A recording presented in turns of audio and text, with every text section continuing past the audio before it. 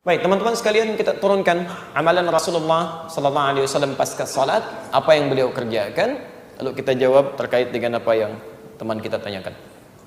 Pertama, seperti tadi kita uraikan dalam menjawab pertanyaan kawan kita yang pertama, amalan Nabi sallallahu alaihi wasallam pasca salat adalah sesuai dengan ketentuan Al-Qur'an di surah keempat An-Nisa ayat 103, kan?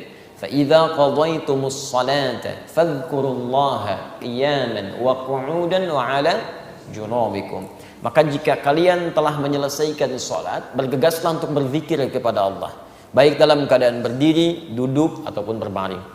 Bagaimana cara mengamalkan zikir ini? Karena kalimat di Qur'annya masih umum, zikir aja. Kalau tidak dijelaskan bagaimana caranya, kita akan kebingungan. Apa Anda kemudian duduk, zikir, kan tidak, ya? Harus ada amalan yang jelas yang bisa kita kerjakan. Maka diberikan bentangan pilihan oleh Al-Quran. Semua amalan yang menjadikan kita ingat dengan Allah itu disebut dengan zikir. Saya ulang, semua amalan yang menjadikan kita ingat dengan Allah, tersambung dengan Allah, disebut dengan apa? Zikir. Misal, membaca Al-Quran itu bagian dari zikir. Karena Quran sendiri disebut dengan zikir. Quran surah ke-15 Al-Hijr ayat ke-9, posisi paling kanan di pertengahan. Inna nahnu nazzalna dzikra wa inna lahu lahafizun. Sungguh kami telah turunkan Al-Quran sebagai zikir. Jadi kalau Anda sedang baca Al-Quran, Anda sedang zikir itu. Ya, jelas di sini? Tayyib. Menghafal Quran itu bagian dari zikir. Maka disebutkan 4 kali di Quran surah 54 Al-Qamar ayat 17, ayat 22, ayat 32, ayat ke-40. Walaqad yassarnal Qur'ana lidzikri fahal mim muddakir. Dan sungguh kami telah mudahkan Al-Quran digunakan sebagai zikir. Ya, diingat, dihafalkan. Jadi menghafal Quran disebut dengan zikir. Jadi kalau Anda sedang menghafal Quran, itu pun Anda sedang berzikir di situ. Jelas di sini? Salat itu disebut sebagai zikir. Quran surah ke-20 Thaha ayat ke-14. Wa aqimis salata lidzikri. Tunaikan salat sebagai zikir kepadaku, kata Allah. Jadi ketika Anda sedang salat, itu adalah bagian dari zikir. Ya. Berdoa termasuk istighfar, bagian dari zikir. Ya, Quran surah kedua Al-Baqarah ayat 152, posisi paling kanan sebelah bawah. Saya belum tuliskan tadi. Ya, fadhkuruni adzkurkum. Maka Anda zikir kepada saya ingat Anda. Dan doa sebagai bagian ingat kita kepada Allah Subhanahu wa taala, memohon kebaikan. Nah, sekarang kalau kita simpulkan, ya, Anda simpulkan misalnya, kalimat-kalimat zikir di Quran bentangannya banyak. Ada baca Al-Quran, kalimat thayyibah, ada istighfar, ada doa, ada sholat, ada menghafal Quran, termasuk saat Anda ikut ta'lim, Anda sedang zikir. Karena saat Anda mengikuti ta'lim, Anda ingat dengan Allah Subhanahu wa taala. Makanya mohon maaf ya, ta'lim yang baik itu bukan hanya mengajarkan materi yang Anda ketahui, bukan itu yang diinginkan. Ta'lim yang baik itu diisyaratkan oleh Quran adalah ta'lim yang bisa mengangkat iman Anda lebih dekat dengan Allah Subhanahu wa taala. Itu ada di Quran surah 58 ayat ke-11, posisi paling kanan sebelah bawah. Makanya ketika disebutkan di Quran, ya ayyuhalladzina amanu, dibuka dengan kata iman. Hei orang-orang telah menyatakan dirinya beriman kepada Allah. Idza qila lakum tafassahu fil majalis, jika diinformasikan pada Anda, dikatakan luaskan majlis. Majlis itu asalnya dari kata jalasa, berpindah dari posisi rendah ke posisi tinggi. Kalau Anda duduk di bawah, saya katakan fadl ijlis, silahkan duduk. Itu bukan cuma duduk, tapi maksudnya pindah ke tempat yang lebih tinggi. Tempatnya disebut dengan majlis, jamaknya disebut dengan majalis. Kalimat majalis di sini disandingkan dengan menuntut ilmu, diawali dengan kata iman. Kata para ulama seakan-akan melukiskan kesan bahwa tempat menuntut ilmu yang baik itu bukan sekedar Anda datang, tapi tempat yang menjadikan Anda, perangkat keimanan Anda lebih dekat dengan Allah Subhanahu wa taala.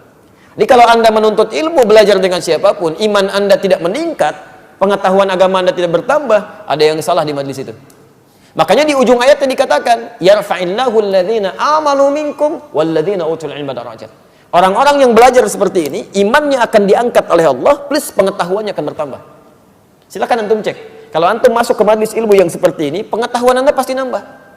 Salat Anda bukan cuma sekedar bertakbir, tapi paham kenapa saya mesti bertakbir, bagaimana cara saya bertakbir, apa bacaan yang saya bacakan. Kemudian Anda menjadi lebih dekat dengan Allah.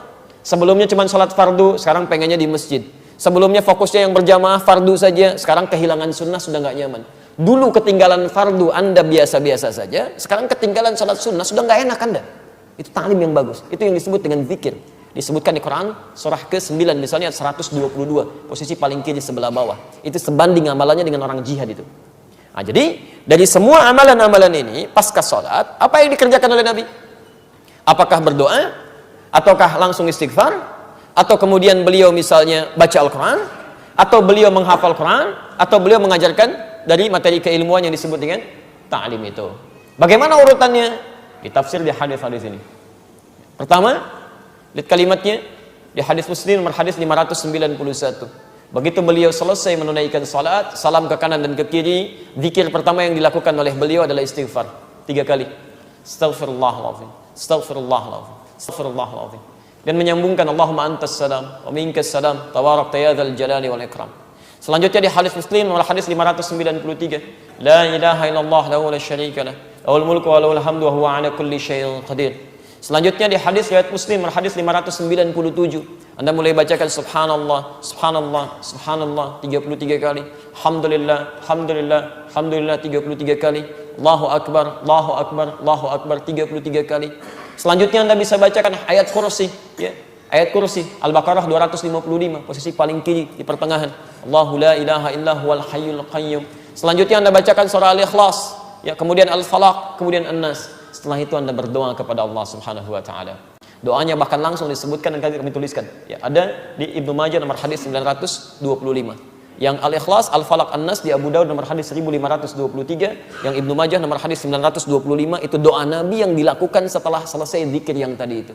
Kalimatnya, Allahumma inni as'aluka ilman nafi'a wa rizqan tayyiba wa amalan mutaqabbala. Ya Allah, saya sangat berharap ya Allah, semoga Engkau berikan kepada hamba ilmu yang bermanfaat, rizki yang baik ya Allah, yang berkah, dan mohon jadikan amal-amal hamba yang telah hamba kerjakan diterima olehmu ya Rabbal Alamin. Allah